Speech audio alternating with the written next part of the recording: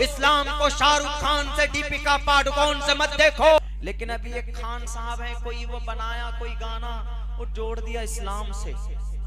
ये देखिए वहां पर तो जाफरानी रंग का कपड़ा पहना दिया, हमारे हिंदू भाई को तकलीफ देने के लिए हरे रंग का कपड़ा क्यों नहीं पहनाया। ये देखिए रिपुटेशन। क्या इस्लाम का कौन सा कलर है? हरा रंग इस्लाम का परमानेंटली?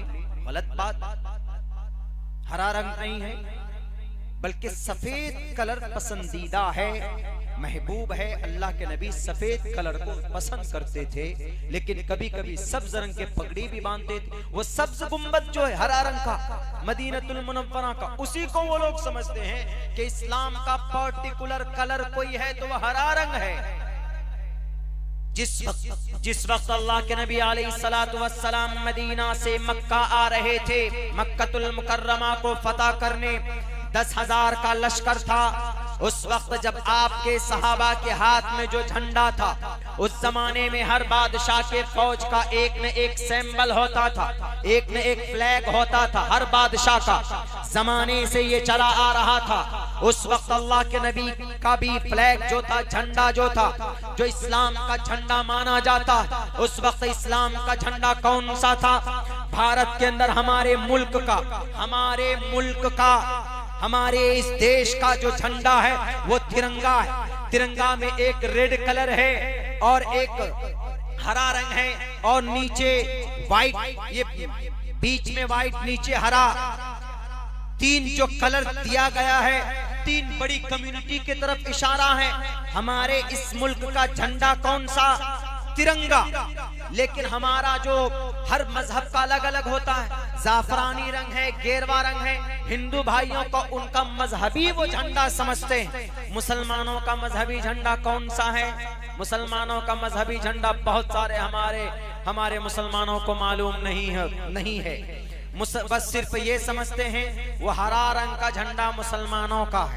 हरा रंग का झंडा मुसलमानों का नहीं है। अल्लाह के नबी अलैहिस्सलाम जब मदीना से मक्का चले थे तो उस वक्त जब हाथ में झंडा था, जो अलम था, आप अलैहिस्सलातु वस्सलाम के हाथ में इस्लाम की जो निशानी थी, 2 कलर से मिक्स करके उस वक्त वो झंडा बनाया गया था। पहला कलर ब्लैक था और दूसरा कलर व्हाइट था। आज वो झंडा जमीयत उलमा हिंद का जो झंडा है, वही झंडा मक्कतुल मुकर्रमा के फतह के वक्त में अल्लाह के नबी अलैहिस्सलातु वस्सलाम के सहाबा के हाथ में था। इसीलिए खुदा के वास्ते इस्लाम को बदनाम मत करो, इस्लाम को शाहरुख खान से, दीपिका पादुकोण से मत देखो, इस्लाम को आफताब से मत देखो, इस्लाम को आफताब और शरद के कान से मत देखो।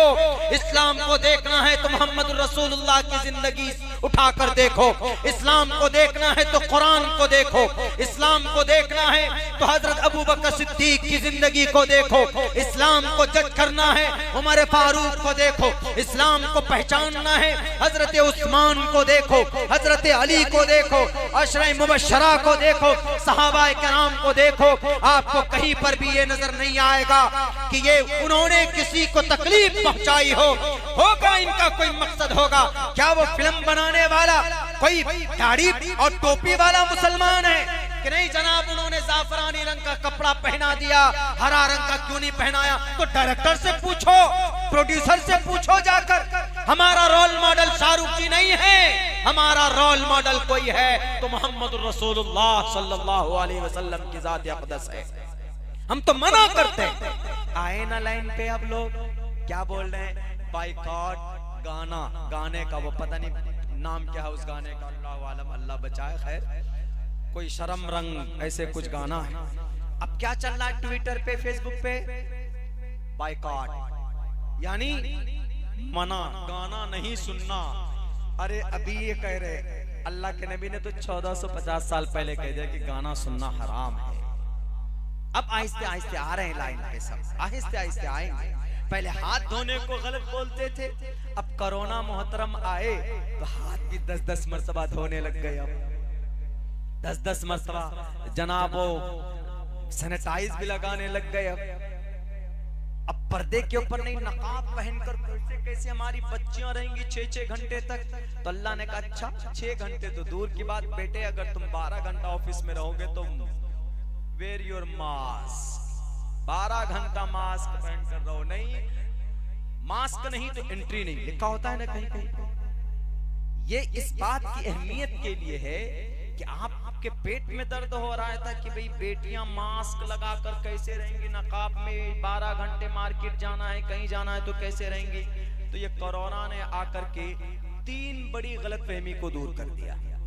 ये कोरोना समझिए कि उस जमाने का जिन्नात है, अल्लाह के नबी के जमाने का। वो समझाया कि अच्छा, भेदभाव संविधान के खिलाफ कानून बनाया जाता है कभी कभी।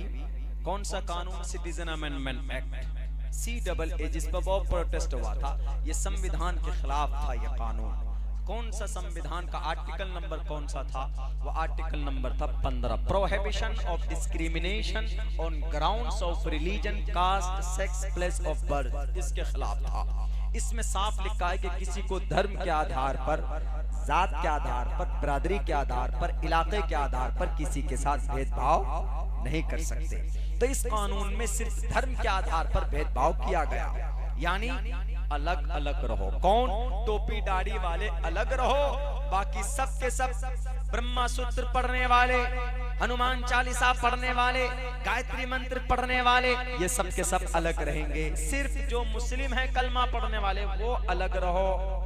इस कानून में ऐसा प्रावधान लाया गया। एक्सप्लेन करने का टाइम नहीं है, लेकिन बस इसमें क्या कहा गया कि अलग अलग रहो।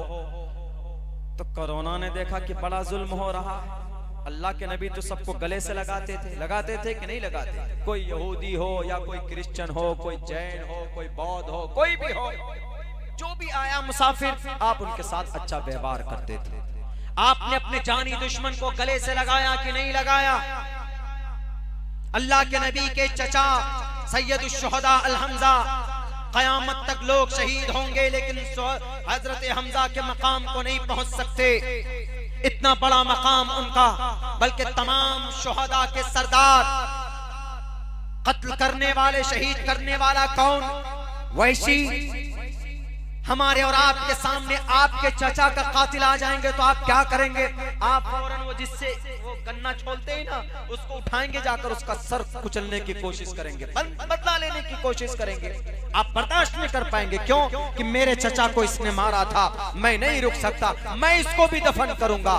दुनिया में उमूमन ऐसा होता है, अगरचे भारत के संविधान में इसकी परमिशन नहीं है, लेकिन ऐसा होता है। अल्लाह के नबी के चचा, बल्कि आपके ख्वाजा अबू तालिब के चले जाने के बाद अगर कोई सरपरस्त थे, कोई आपके पीछे खड़े थे, तो हजरत हमजा रजी अल्लाह ताला अन्हु थे। क्योंकि आप अलैहिस्सलाम को एक मौके पर हजरत हमजा ने कहा था कि मोहम्मद, अगर तुमको तुम्हारे बाप की याद आए, वालिदे मोहतरम की याद आए, तो मेरी शक्ल देखना तुम। कहा क्यों? कहा कि मेरी शक्ल तुम्हारे अब्बा की शक्ल एक जैसी थी, कभी भी मैं तुमको नहीं छोड़ सकता। लेकिन ए मोहम्मद इब्ने अब्दुल्लाह, सुन लो, जहां तेरा पसीना बहेगा वहां हमजा अपना खून बहा देगा, लेकिन तुझे कांटा, तुझे कहीं पर जर्रा बराबर तकलीफ पहुंचने नहीं देगा। ये हमजा।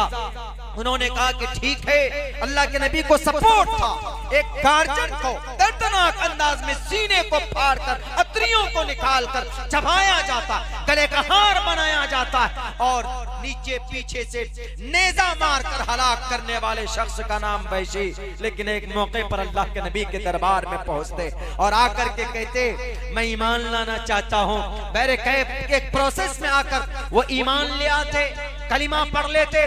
दुनिया वालों, है कोई अगर इराक में टेररिस्ट को ढूंढना हो तो अमेरिका इराक को तबाह कर देता है, अपने दुश्मन को माफ नहीं कर पाता। मासूम इंसान अफगानिस्तान में ईंट से ईंट बजा दी जाती है, बोस्निया में खून की होलियां खेली जाती है, चेचेनिया में मासूम इंसानों के घर तोड़े जाते हैं। दुश्मन जो कभी कुछ तकलीफ नहीं पहुंचाता, सिर्फ इस बात का कि तू मेरा दुश्मन है, तुम्हारे पास फना एटम बम है, मैं तुम्हें तबाह कर दूंगा। कोई नहीं किसी दुश्मन को माफ करता, दुश्मन ही होती भी नहीं। लेकिन आओ नबी के दरबार में देखो, मोहम्मद रसूलुल्लाह ने तो अपने जानी दुश्मन को, अपने चचा के कातिल को सीने से लगाकर माफ किया और कहा कि जाओ, सिर्फ इतना करना कि तुम मेरे सामने से कभी मत आना, मेरे पीछे से आना। अगर कोई अपने चचा के कातिल को माफ करता है तो उसका नाम मोहम्मद रसूलुल्लाह सल्लल्लाहु अलैहि वसल्लम।